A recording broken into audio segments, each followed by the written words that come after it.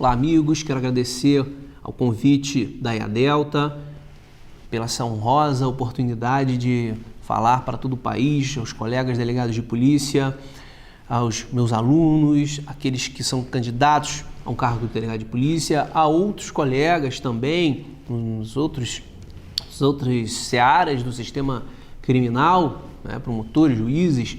E o tema é um tema interessante, que é a audiência de custódia. Eu sou o delegado Rochester Marreiros Barbosa, delegado de polícia no estado do Rio de Janeiro, professor da Universidade de Estácio de Sá, na graduação, pós-graduação, professor do curso SEI, preparatório para concurso com resolução de exercícios, da FAEPOL, tem um curso online preparatório para delegado de polícia, também do PROAB, da Universidade de Estácio de Sá, preparatório para o exame da ordem.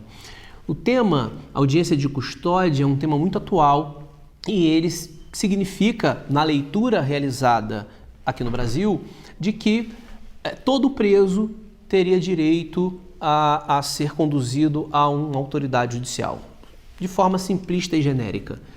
É assim que dispõe mais ou menos o projeto de lei que trata sobre esse tema, ele é de 2011, e acrescenta, altera o artigo 306 do Código de Processo Penal, determinando que o delegado de polícia garanta essa apresentação perante o juiz.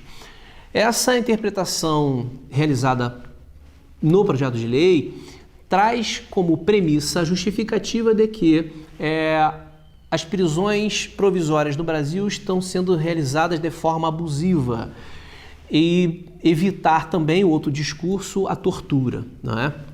Isso, inclusive, tem sido veiculado de forma indiscriminada pelos meios de comunicação, sem nenhum tipo de critério, sem buscar um estudo aprofundado sobre esse assunto. O que causa uma certa histeria coletiva de que uma falsa ideia de que a audiência de custódia vai resolver o problema da violência, vai resolver o problema do encarceramento. Só para que os senhores tenham uma ideia, contando os prisões domiciliares, o Brasil ele é terceiro no ranking de presos, né, de pessoas encarceradas. Possui aproximadamente 711 mil pessoas presas.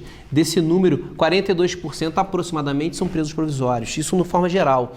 Determinados estados como Bahia, 63% dos presos são presos provisórios. Então percebe-se uma prática no Brasil, como diz o professor Geraldo Prado, de matizes, né, de carizes autoritários, de utilização da prisão como regra e não como exceção, que é o que preconiza a nossa Constituição. E a ideia da audiência de custódia seria que o juiz diminuísse esse número de prisões, tendo em vista que ele, diante da pessoa, teria algum tipo de elemento informativo que contribuísse para a sua soltura. Bom, essa afirmativa também não é mentirosa, né? Na verdade, é possível sim que, diante dos fatos, diante do próprio conduzido, haja alguma informação que não tenha sido bem esclarecida no papel, né? Mas, de qualquer forma, a pergunta que se faz por que se faz a interpretação do artigo 7.5 do Pacto de São José da Costa Rica, já que a audiência de custódia tem fundamento no artigo 7.5, segundo nossa doutrina, de que essa apresentação só tem validade perante o juiz. Porque o artigo 7.5, meus amigos, como também o 9.2 do Pacto Internacional de Direitos Civis e Políticos, diz que o detido será conduzido sem demora a um juiz ou outra autoridade com função judicial. E aí a pergunta que se faz quem é essa outra autoridade com função judicial? Porque todo o cerne da questão, basicamente, ele circunda, ele gravita em torno de quem seria essa outra autoridade. E aí já surgem artigos falando sobre esse assunto, tem autores que falam que não pode ser o delegado de polícia, como, por exemplo, o professor Auri Lopes, Gustavo Badaró, André Nicoliti, que já se pronunciaram de forma bem rápida sobre isso, mas afirmando, inclusive baseado em precedentes da corte, inclusive, que não poderia ser o delegado de polícia e, na verdade, há um certo equívoco nesta afirmativa. O professor, por exemplo, Guilherme Souza Nutti, numa decisão, enquanto desembargador do Tribunal de Justiça de São Paulo, entendeu que, e outros pronunciamentos, como por exemplo a Associação de Magistrados de Goiás, que se pronunciou dizendo que o delegado poderia ser essa autoridade, porque o debate circunda em torno dessa função judicial. Teria o delegado o exercício ou alguma atividade judicial? Outra pergunta, o que é atividade judicial?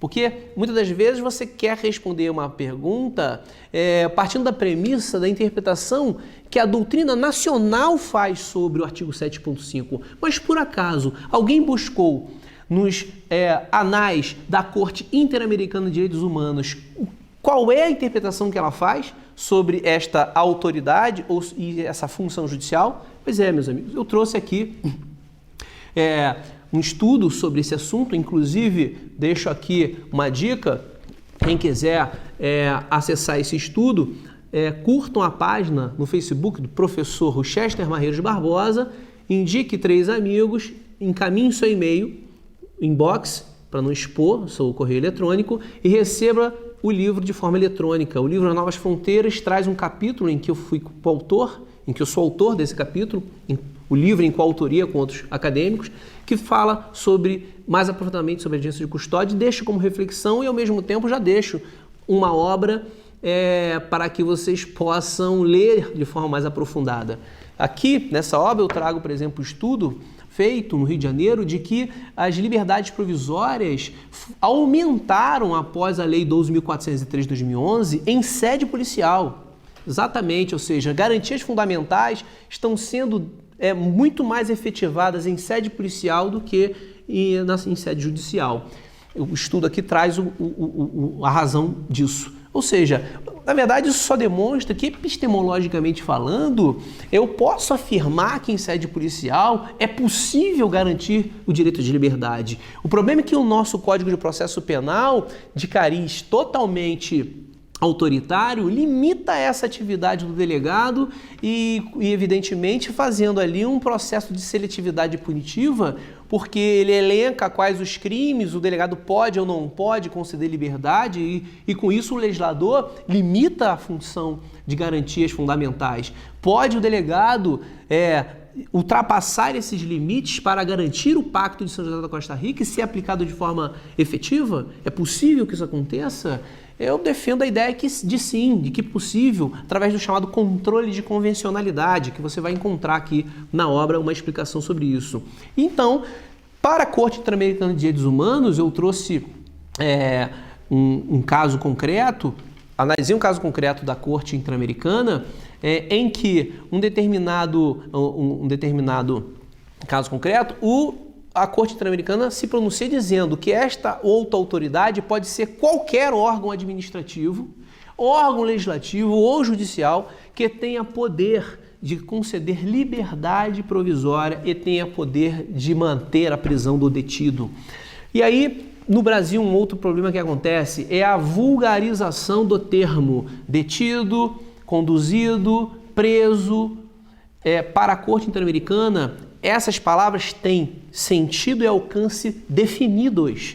Isso está na resolução da ONU, número 8, 43, que também está disponível na obra, que dispõe sobre princípios de direitos humanos aplicáveis às pessoas detidas ou presas. Ele deixa muito claro que a pessoa conduzida é a pessoa capturada, que a pessoa detida é a pessoa presa, presa provisoriamente, ainda que por um período curto de tempo, é o princípio 39, por exemplo, e que a pessoa presa, o termo prisão, é empregado para pessoas que foram condenadas com sentença penal transitada em julgado.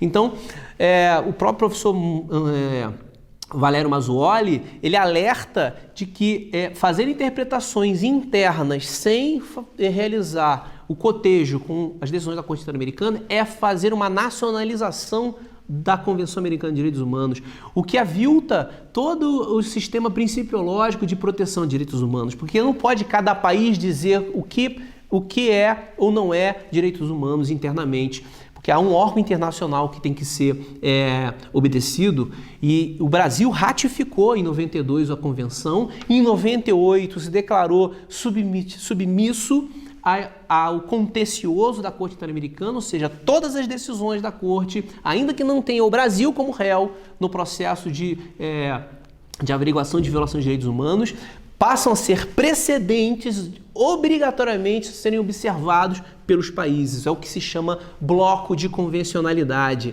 Ou seja, é um tema, meus amigos, que tem que ser explorado de uma maneira muito cautelosa.